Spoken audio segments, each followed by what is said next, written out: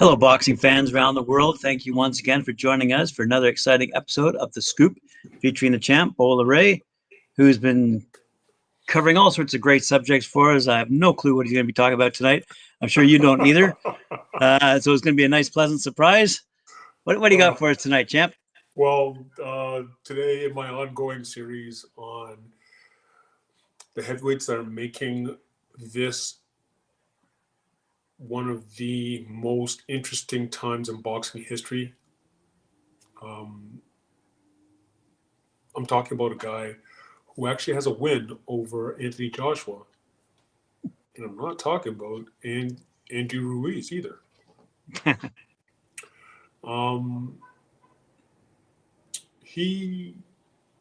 This guy turned professional boxing, after an extensive amateur career of 6 fights,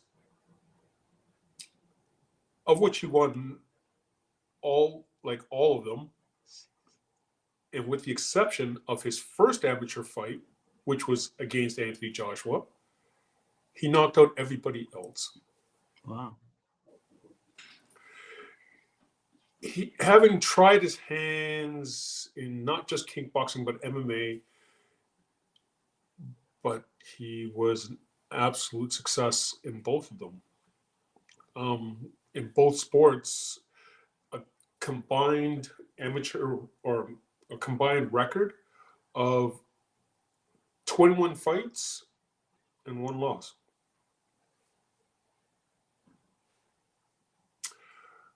This is what a natural fighter looks like, and as far as I'm concerned. And with that, my name is Bola Raymond Olubuwale, and this is The Scoop. Today, born in Port Antonio, Portland, Jamaica, on April 11th, 1988, was an absolute juggernaut by the name of Dillian Whyte. Now, by 2000, his family had uprooted themselves and boogied over to London, England, to Brixton, London, England, after claims that young Dillian was dodging bullets on a regular occurrence in Jamaica. I think that's justifiable to get the hell out of there. Yeah. In his words, in his teen years, Dillian found Miguel Boxing Club, a boxing gym, and it's there his career started. But even though it started in the boxing gym, Whyte actually started off as a kickboxer. And he did rather well with that. He amassed an impressive collection of accolades, such as, 2 times British kickboxing champion, once European K1 champion. He was ranked in the top 5. He was ranked number 1 in the UK for 5 years consecutively. Why leave? I don't know, but he then decided to hang stage right and tried his hand in MMA. Now, in MMA, his career was a short one, but still the only notable event that I could find was December 6th, 2008. He fought in the Ultimate Challenge MMA, where he knocked out Mark Strout in 12 seconds of the first round. And yeah, then that was the end of his MMA career and went on to boxing. Now, he had everybody on notice once he walked into the boxing world. All the heavyweights were on notice that this juggernaut had arrived. His first amateur boxing match was against none other than Anthony Joshua. Wow. And he went the distance. Anthony had already begun his his amateur career. This was in 09. And so he had a lot more experience, at least in boxing. But Dillian walked away with the W. Post that, he had another 5 fights where all of his opponents did not hear the final bell. One opponent was beaten so bad that he remained in a coma for weeks later in the hospital. Yeah, that would constitute as a force to reckon with. Hence, he turned pro. Now, May 13th, 2011, Dillian steps into the squared circle in his professional debut as a boxer, and he walked away victorious with a unanimous decision. Now, the following 6 fights,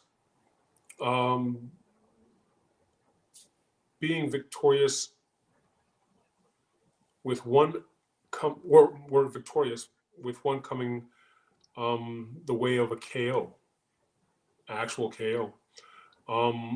But 3 also came the way of TKOs. And then White's last fight in 2012 was against a Sandor Bolagov. Sure. Which took place in Blue Water, Gwynedd, Kent, on the James DeGale undercard, when DeGale had fought for the European super middleweight title October 13th, 2012. Now, White won the bout, but was later stripped.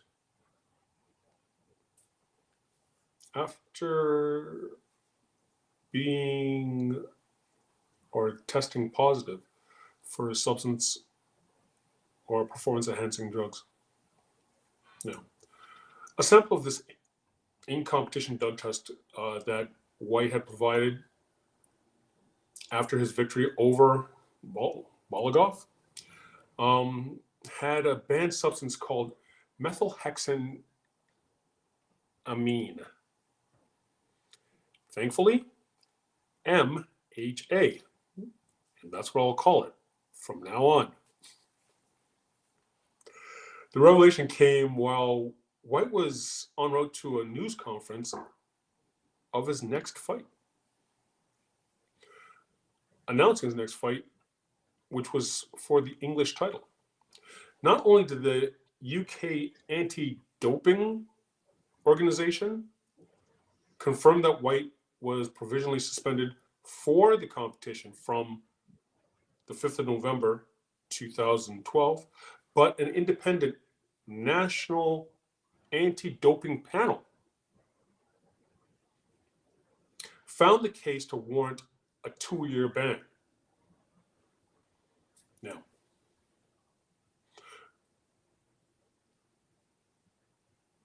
White then went on to try his luck, which, if he didn't have bad luck, he'd have none. White appealed the ban, though the appeal panel retorted by emphasizing that, well,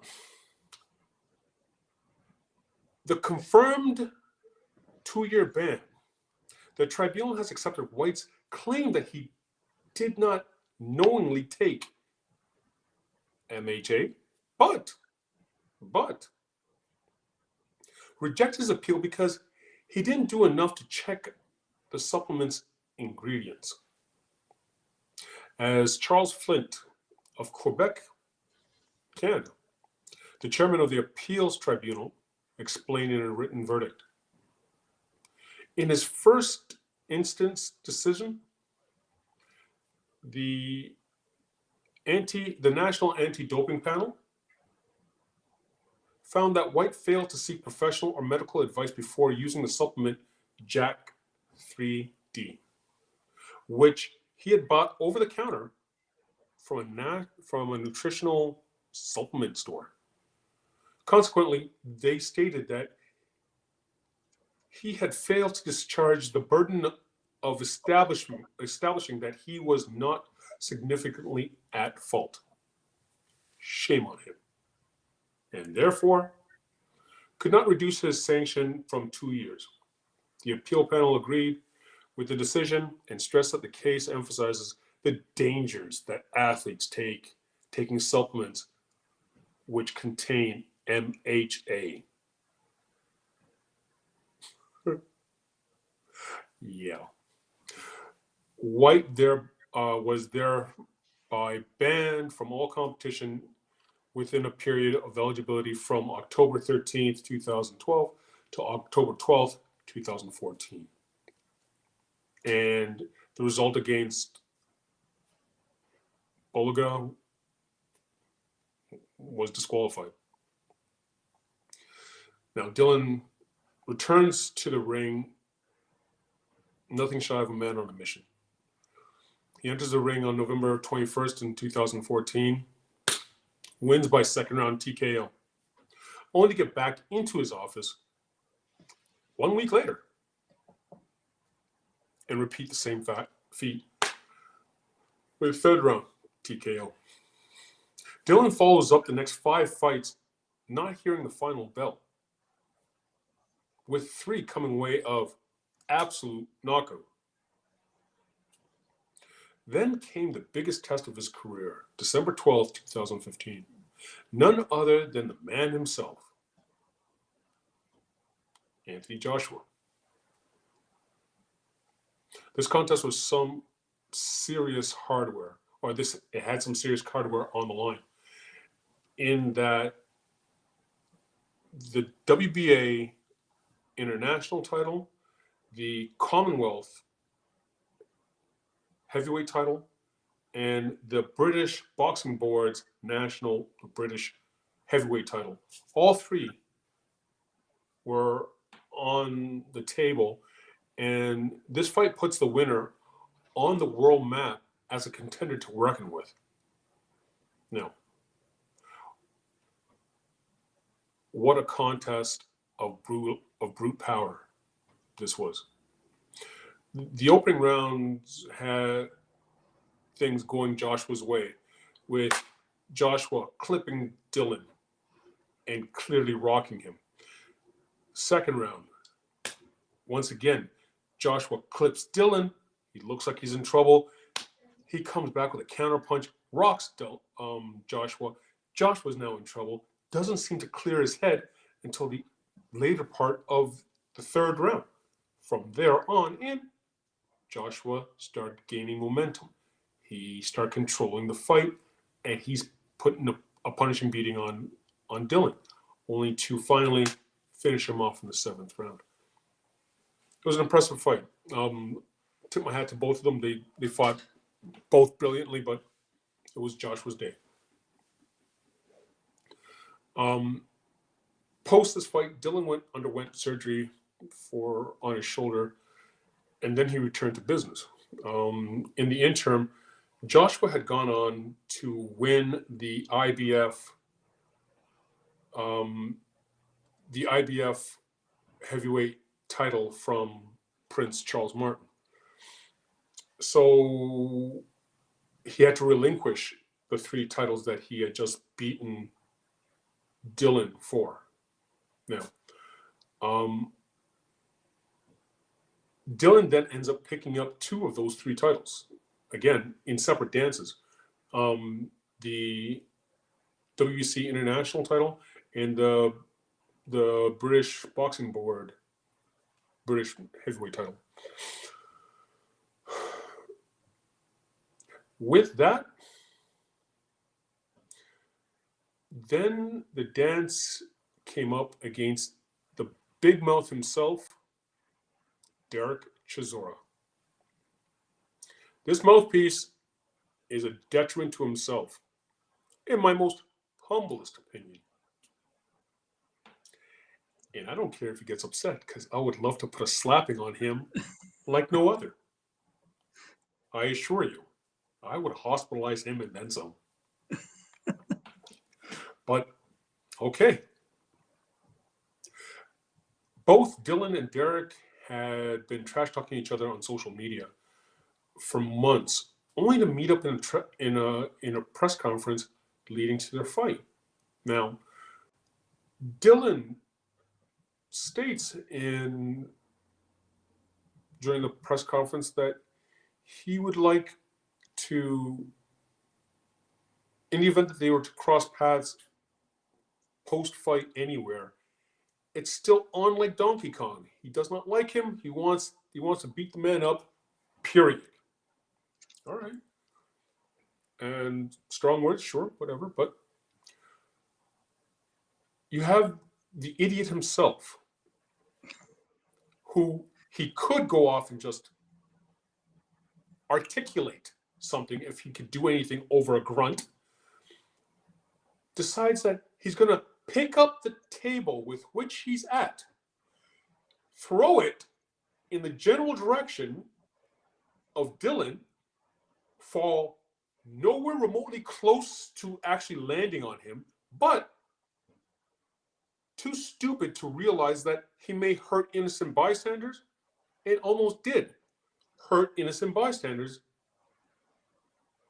namely the promoter of the fight. He's a donkey. Because of this, the British Boxing Board recanted their sanctioning of that fight because they want nothing to do with having an idiot like this representing them or potentially representing them.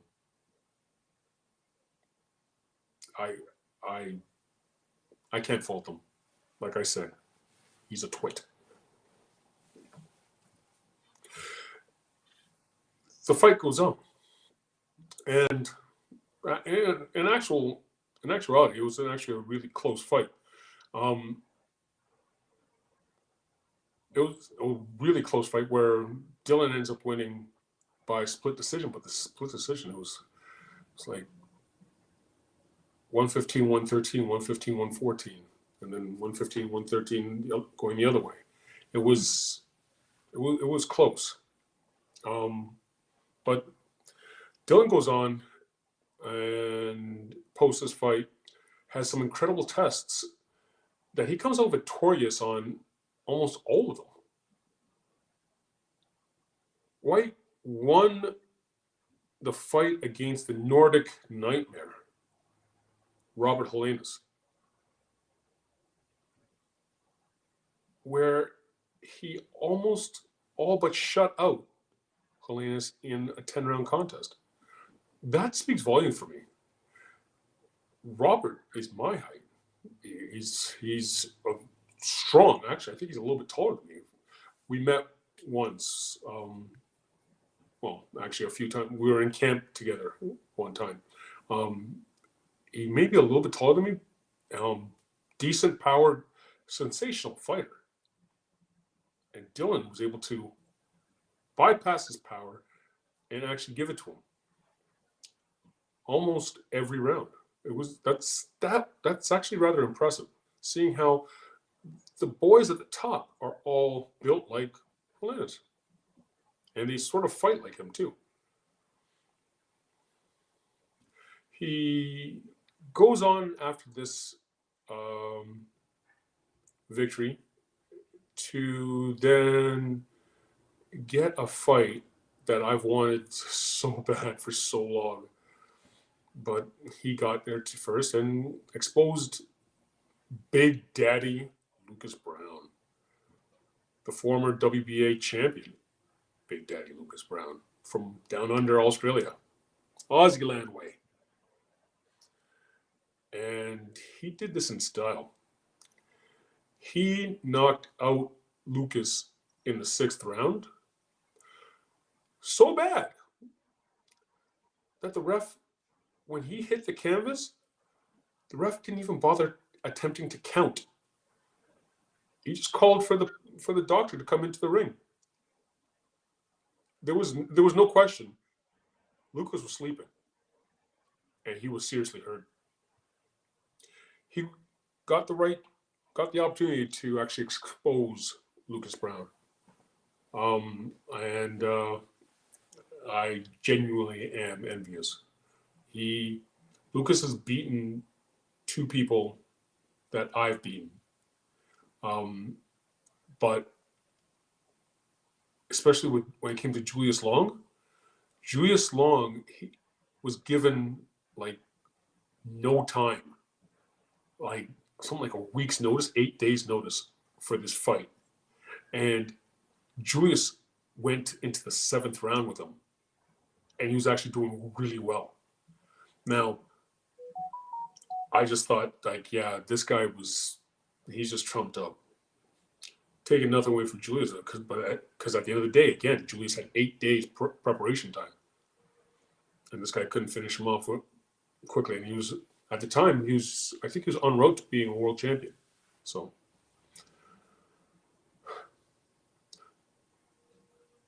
after this fight, his career continued on, and he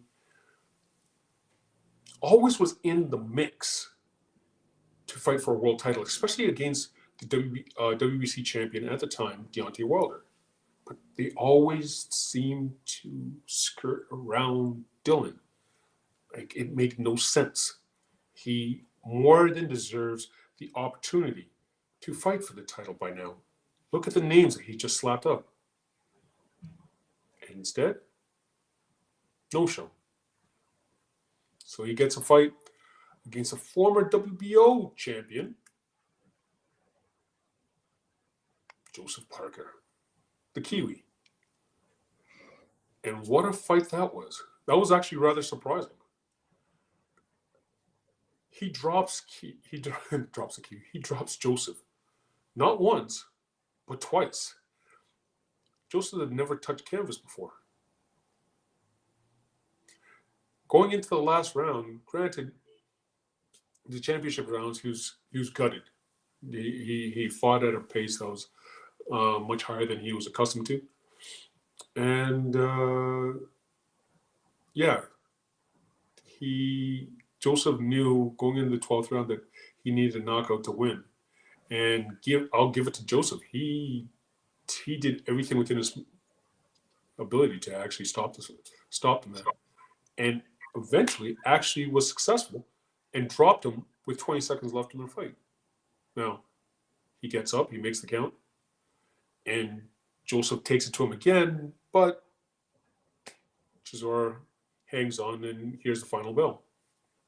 He is awarded a unanimous decision.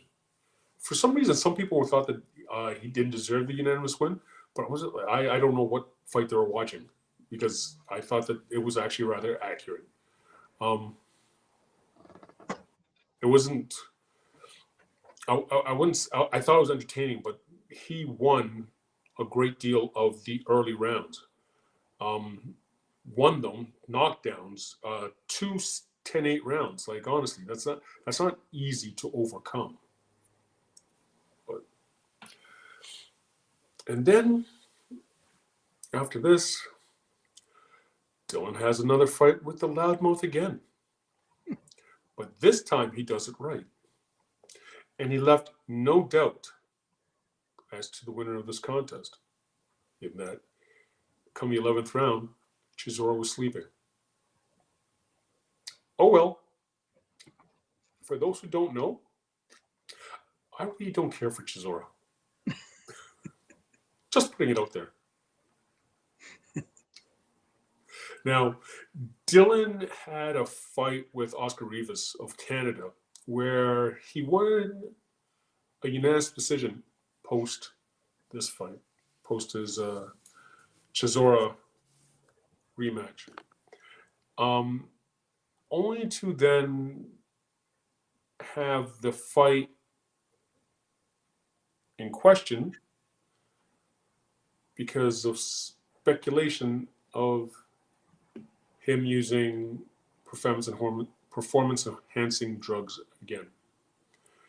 It was then later on proven to be not the case, and everyone went on their merry way. Now, if these reasons aren't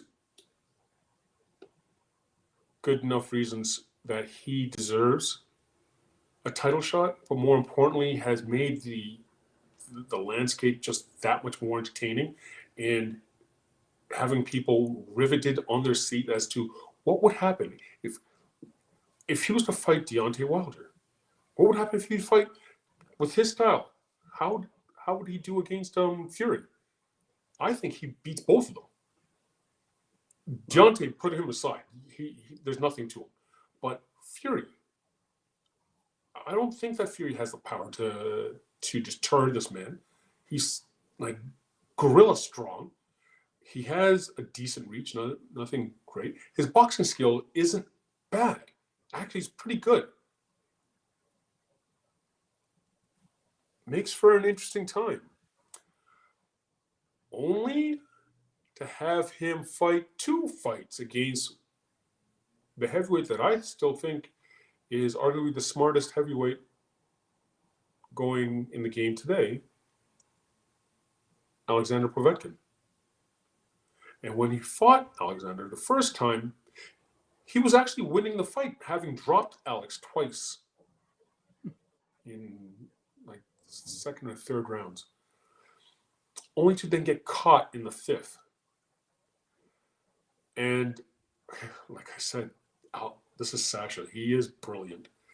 He threw the same combination pretty much consistently for the first 4 rounds, where he threw a jab and then threw a right uppercut to the body.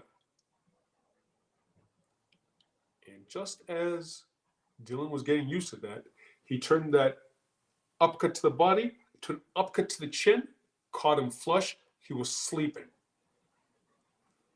That's why I think he's so great, because of his boxing IQ.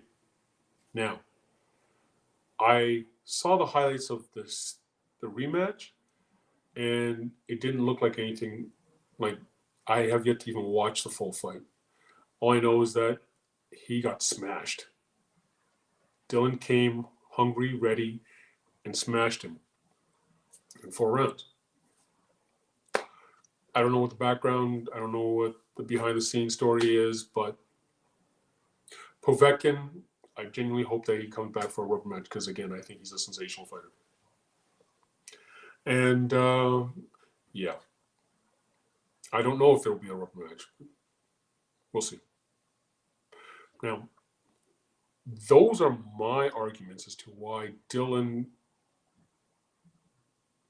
not just deserves a world title shot, but arguably is one of the best in the world as we speak. Think otherwise?